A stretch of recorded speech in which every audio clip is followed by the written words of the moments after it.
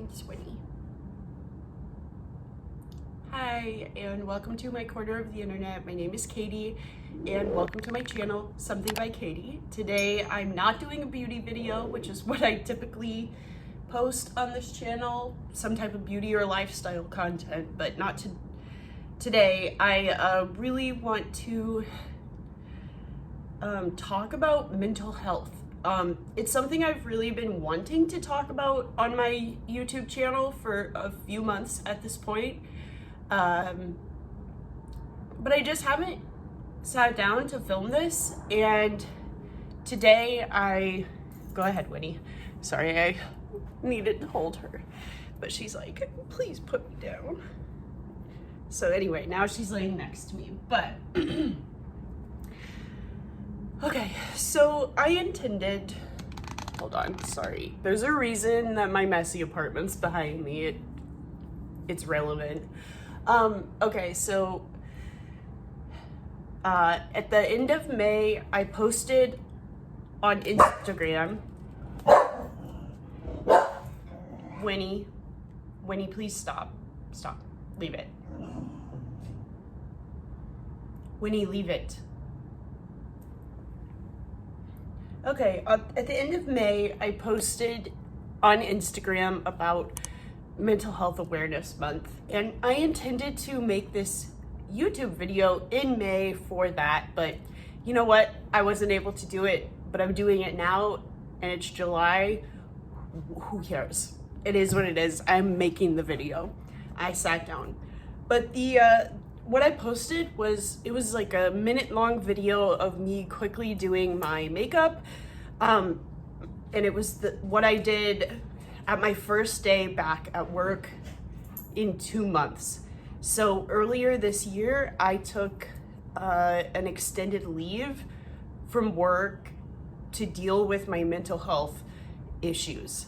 I am definitely somebody who, I bet everybody in my life would probably classify me this way. I'm incredibly high functioning. I am one of the people who hides their mental illnesses because there are multiple of them. I hide them. I act like things are fine. I have a really good, it's like a freaky ability to mask it.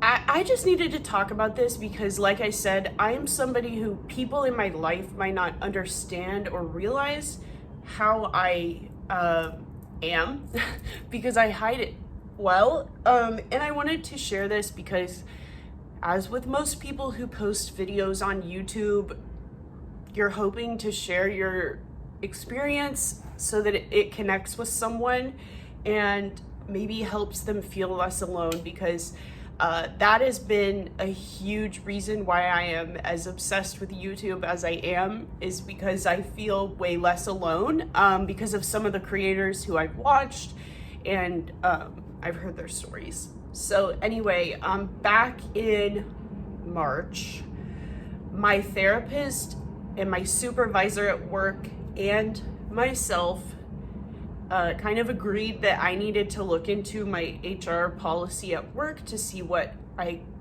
could happen with me taking some time off to figure out how to manage my mental health. Because as I was saying, I've been very high functioning with these mental illnesses for truly my whole life until this year.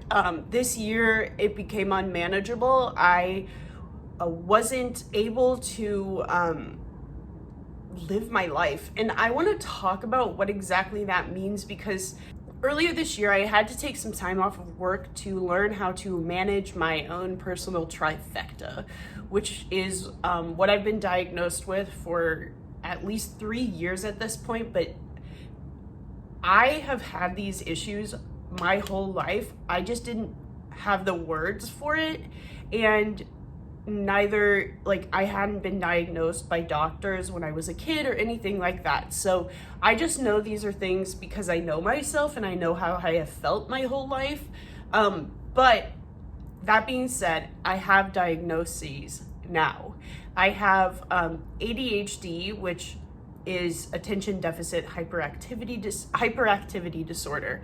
It manifests very differently in adult women than it does like 12-year-old boys. So yeah, but basically I have the inattentive version of ADHD, not like the hyperactive version. So there's that.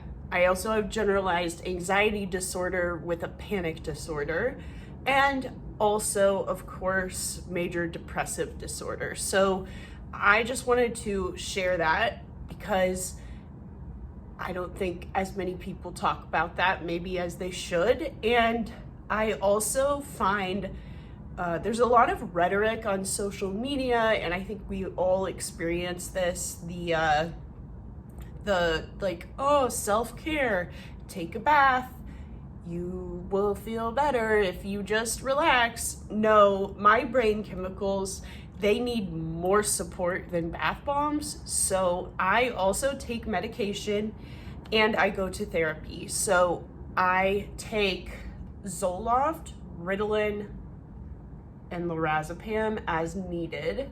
And I have noticed an increase in like my quality of life especially since I began taking Zoloft. However, I just want to share this as my own experience. It's every single day that I wake up, I am managing the symptoms of those issues.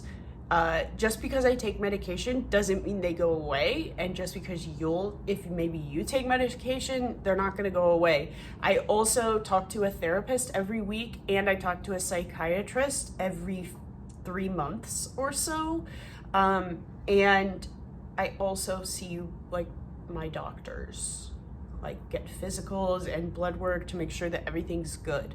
So there's that. And I have developed, I'll talk about that later.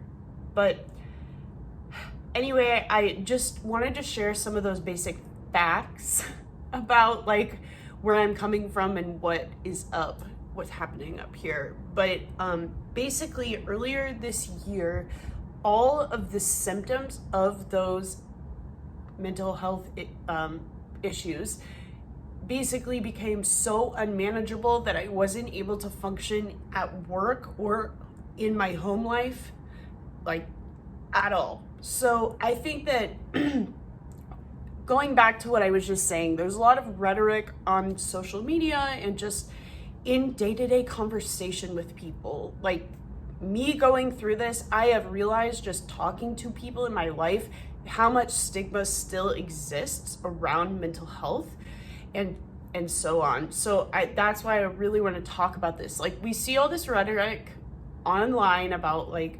self-care and how mental health matters and how basically everybody understands mental health now more than ever.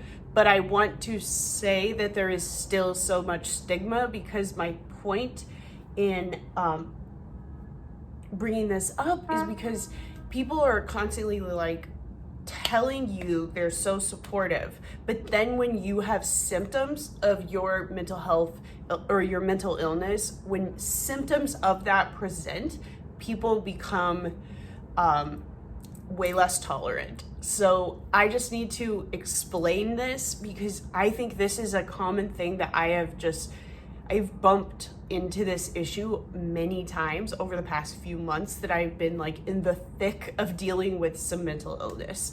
But my point in saying this is, okay, I have ADHD, depression, and anxiety, okay?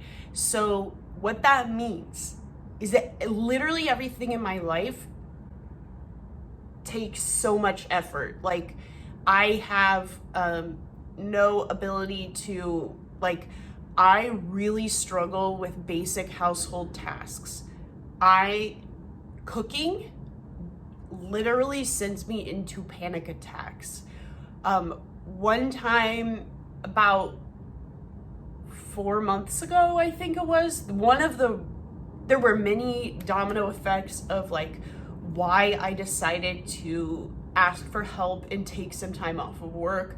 And one of the things was one night, my fiance, he works evenings and nights, and he was busy, so he was like, hey, can you just help me prep some of the food for dinner? And for a normal person, that is, or see, even I have stigma in my head. I am normal for me. But for maybe someone who doesn't struggle with some mental health issues, that's easy. For me, I have extreme anxiety around cooking because I'm not good at it, or so I tell myself, and I just struggle with it. And I had a panic attack over like dicing tomatoes or something. It was not a hard task, but I had a panic attack about it. And that is something, that's an example of a symptom of mental illness. What would present at work is maybe one of the hugest symptoms of my mental issues is I am a huge procrastinator in like to the extreme, because I have such intense anxiety that I just don't, so how that would present at work is like not responding to emails in a timely manner, or kind of just going offline. Not like I would do my job, like I would show up to meetings and stuff, but like I would try to disappear as much as possible, like disengage. Like I wasn't an active employee, like in the ways that I tend to be when I am mentally well. Like I love to learn, and I'm really engaged in conversations in the work of my peers because I like what I do, and I wasn't like that at work. So my point in bringing this up is like, it's easy to say that you will advocate for mental illness or whatever. I'm not talking about anyone in particular, by the way. This is just like me to you. If you're a single person watching this video, like just reflect on some of these things I'm saying, because it's like, you can say that you're very tolerant of mental health issues, but then when people have issues that are very clearly tied to their mental illness, you need to understand that that's where it's coming from. Like, yeah, I don't know. So that's just something that I want to keep in mind. So what did I do during all of that time off? First of all, it's important for me to just say how like absolutely life-changing getting that time off of work for me was. I was on, technically speaking, I was on temporary disability, and I honestly, it was absolutely course correction for my life. I was headed down a really unhealthy, clearly unsustainable path, and I needed that time to pause, alleviate so much pressure that was in my schedule, and just really pause and more slowly process the things that were happening around me and that had been happening over the past almost 6 or 7 years. So a big thing that I worked on, and I continue to work on every single day, is I am really, really, really working on positive self-talk and reframing negative cognitive distortions. So those things are very tied together. But basically, I am like, a lot of the common distorted thought patterns, they're things that you may have heard of. They're like emotional reasoning, faulty generalization, global labeling, fortune telling, catastrophizing, things like that. All of those, I do all of those. So I have been going through a lot of, all that.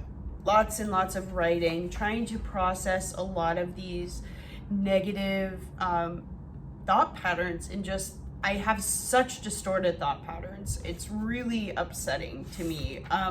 But it's something I'm working on, and I will say, I'll link to this in the description box. My mom got me a book called Coffee Self-Talk, and I wouldn't say that the book itself is like all that necessary. It's just the concept of it, which is while you drink your coffee every day, you use that time to absolutely like focus in on your like positive self-talk. Write your own daily affirmations or things like that, and it really makes a difference when you flood your brain with positive thinking, because it takes like one tiny little negative thought to ruin like a day's and a half's worth of like mental work or something, so to speak, you know?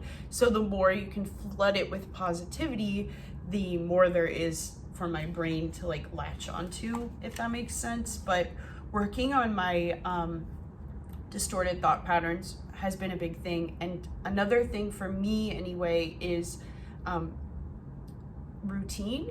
I'm still not the best with this at all, but I've gotten better in the time that I took off of work.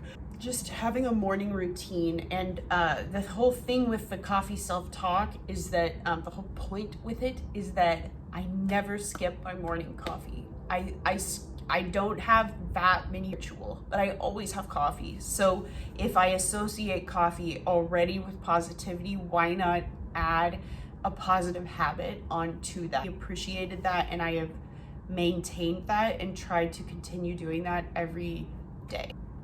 I have also, so that's partial to routine, but another thing related to that is the routine just of getting myself outside and moving my body, taking the dog out every day, multiple times a day. Again, I live downtown Chicago, so for me, taking the dog outside, it's not like at my parents' house in Indiana where you just open the back door and there's a yard that the dogs run in, and they can exercise themselves and go to the bathroom, and that's really easy. But I live in a high-rise building downtown, so if the dog has to go to the bathroom, it's a process. And it's even more of a process during the winter because you have to suit up.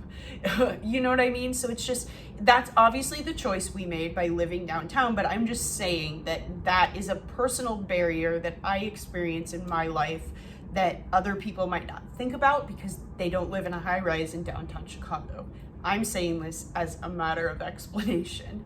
These little things are really hard for me, like so hard. And that's why I wasn't able to work. I couldn't keep up with it. I needed space and time to deal with these things. Another thing I just have to say, I've said it before, I'll say it again, I'll say it forever and always, but I have done nothing to deserve dogs, and I am so glad that I have Winnie because she pushes me out of my comfort zone every day because she needs me to take care of her, and she needs to go outside, and she has a lot of energy and she needs to exercise, and she is a very social dog and I am not very social. She has to socialize with other dogs, so we have to go down to the dog deck and stay for a minute, and that forces me, our building has its own little dog park on the second floor, and Winnie has a lot of friends in the building, and that forces me to socialize with other people because my instinct is to go within myself and hermit and not interact with people. But my point being is that she forces me outside of my comfort zone. Also, she is very good emotional support. She's always around, and so she understands, like when I'm upset, she'll come over to me, she kisses me, she will kind of cry. And if I'm also upset, like she understands when something is happening. She just is very good support in that way as well. And I'm so grateful for her. The number one shout out, of course, goes to Blake, my partner and my fiance, because he has been in my position before. He knows where I am. He is the perfect example of someone who understands when the symptoms of mental illness are manifesting, and he doesn't hold it against me. He's truly the best, and I'm really grateful for his support. And also, of course, I couldn't just say all that about Winnie and not say that anything about Blake, because he just, when I can't take care of myself, he will take care of me or help me take care of myself. He's the best. I'm so grateful for him. This year has confirmed that he's the one to marry. So good thing we're getting married.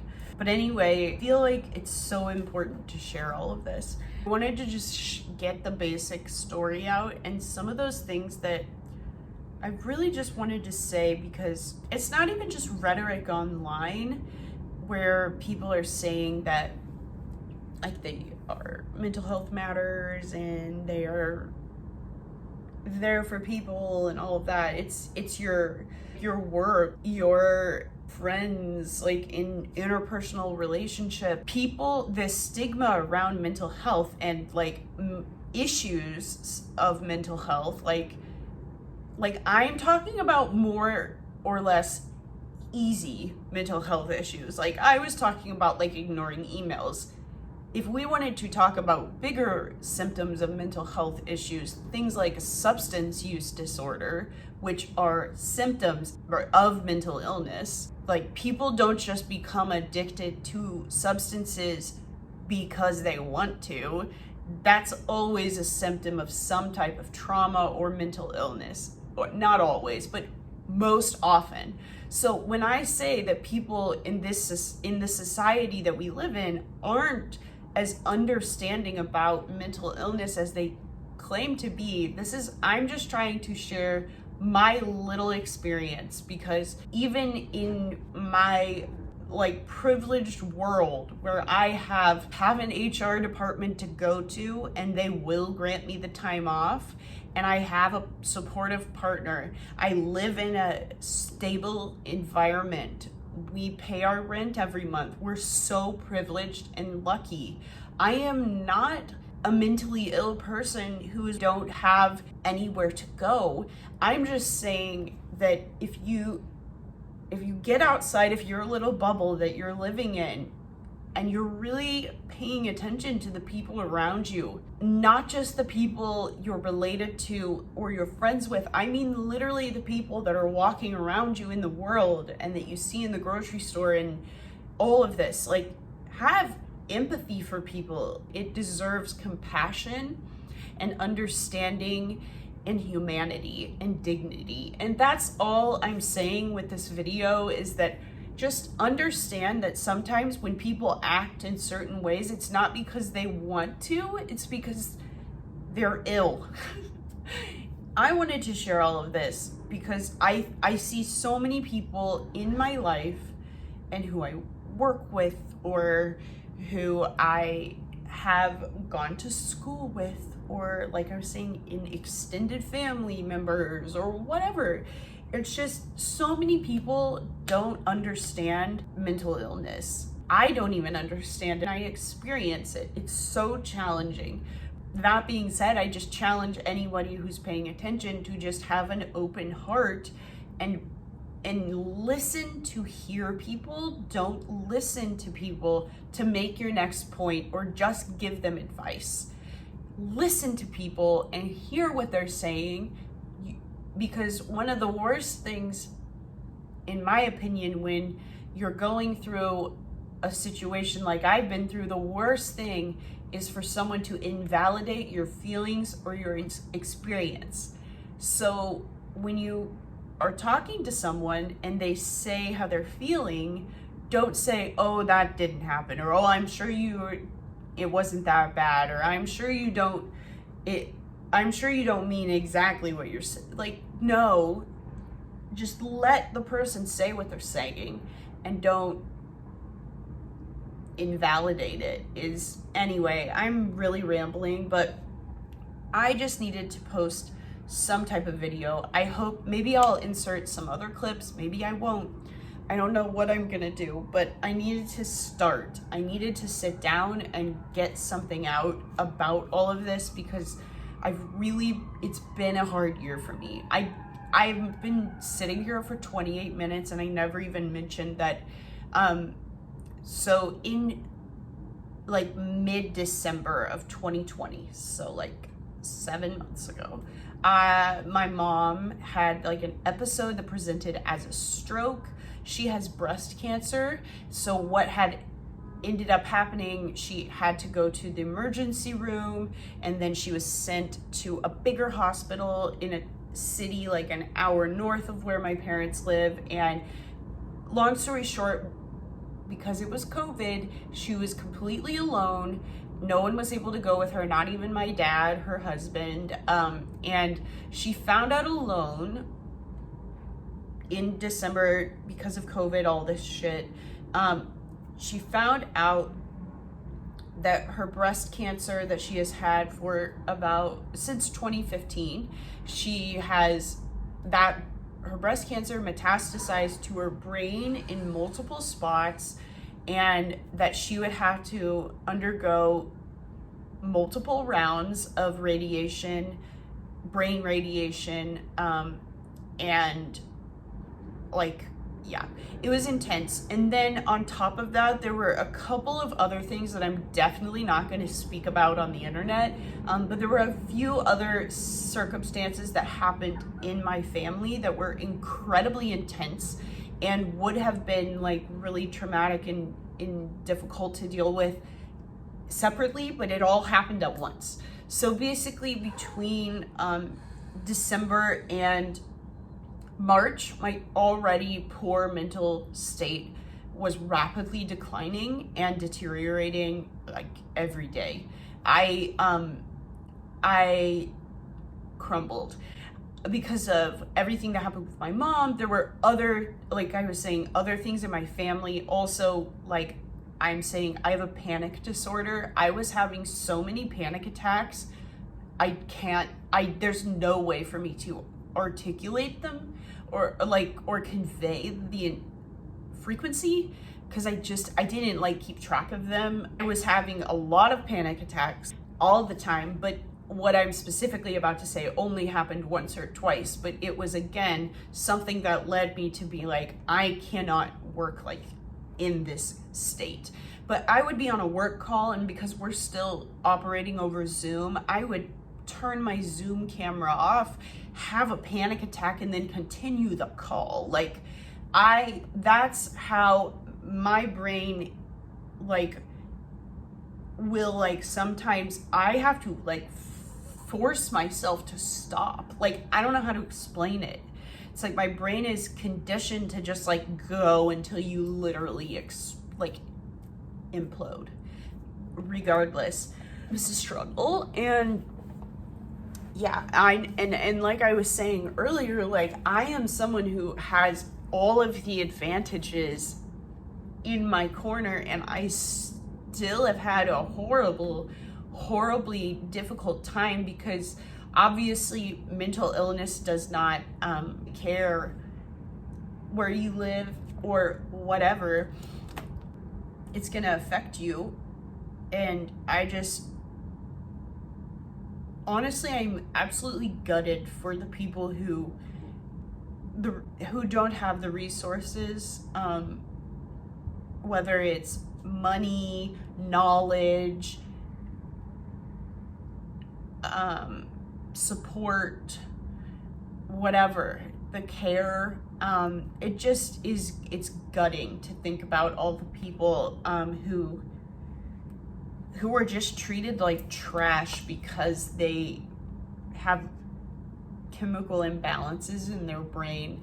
And also, maybe the reason I'm actually filming this is because it's July 5th today, and yesterday was July 4th. And I absolutely will never understand why the way the United States decides to celebrate the independence, Independence Day or whatever. The way they decide to celebrate that is by doing something that's unbelievably triggering for war veterans. I've never understood that, and I never will. Like, yes, I have many dogs in my family who also like can't handle fireworks. That's one thing, which is so sad on its own because they're helpless animals, and also all of the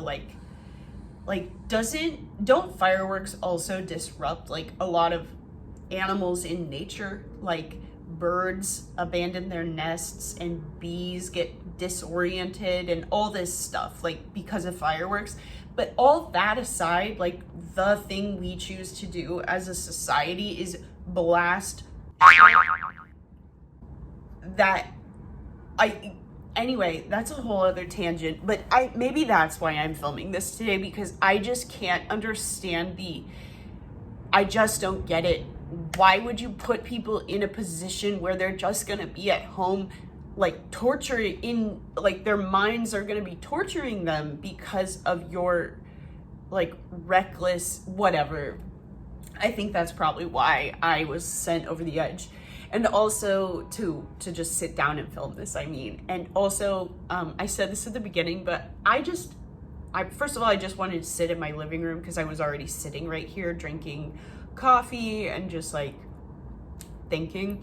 But also it's pretty fitting that I'm sitting here because look at all this crap behind me. This is like another manifestation of my mental illness.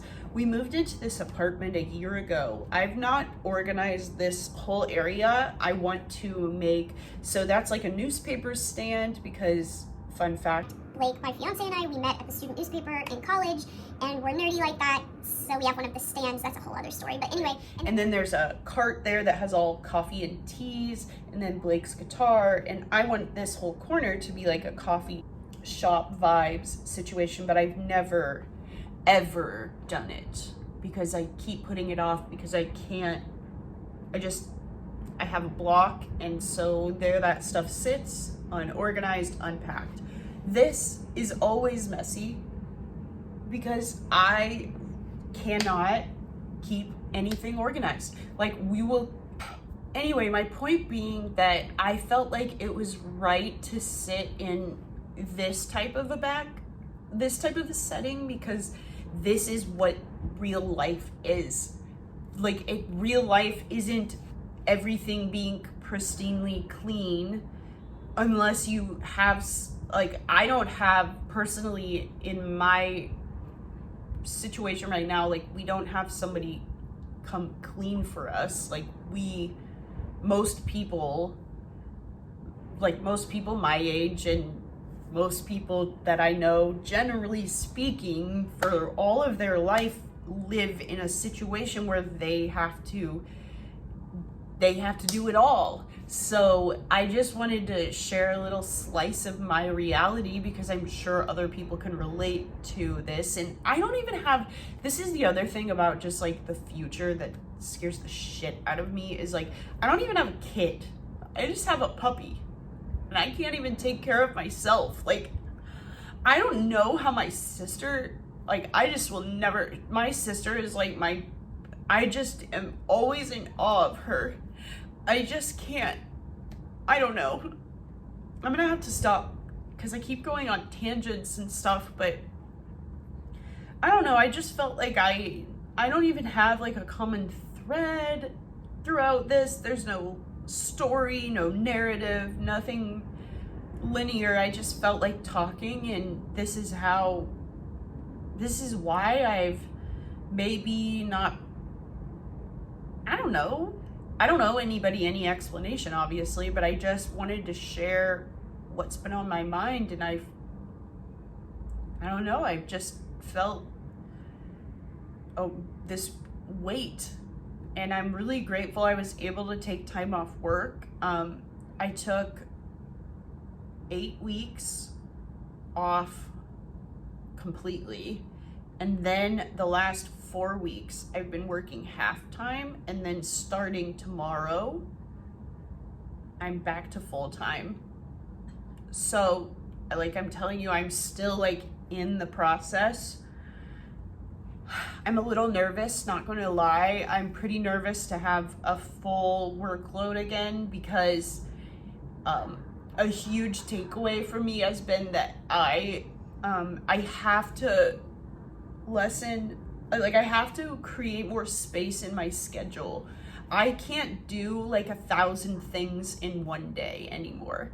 Like, I have to slow my life down, and I have slowed my life down, and I need to keep it slow, because it's very, very necessary for my mental health. I'm still like I was saying, this all happened like I need time.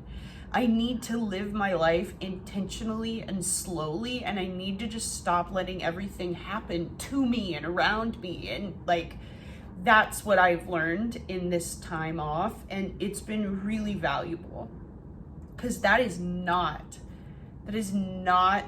something that is ingrained in our society, or like the way of life that I was brought up in, or anything. Like, everybody, you just grin and bear it, but I'm not really satisfied with that anymore.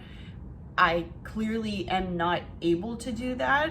If I hadn't taken that time off of work, I truly wonder where I would be now. Truly. I might have had to go to some type of hospital, or I might have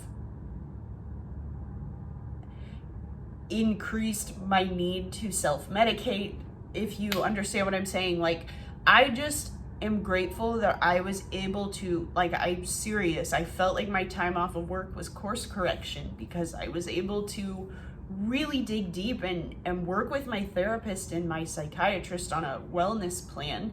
That's a whole other thing I could talk about.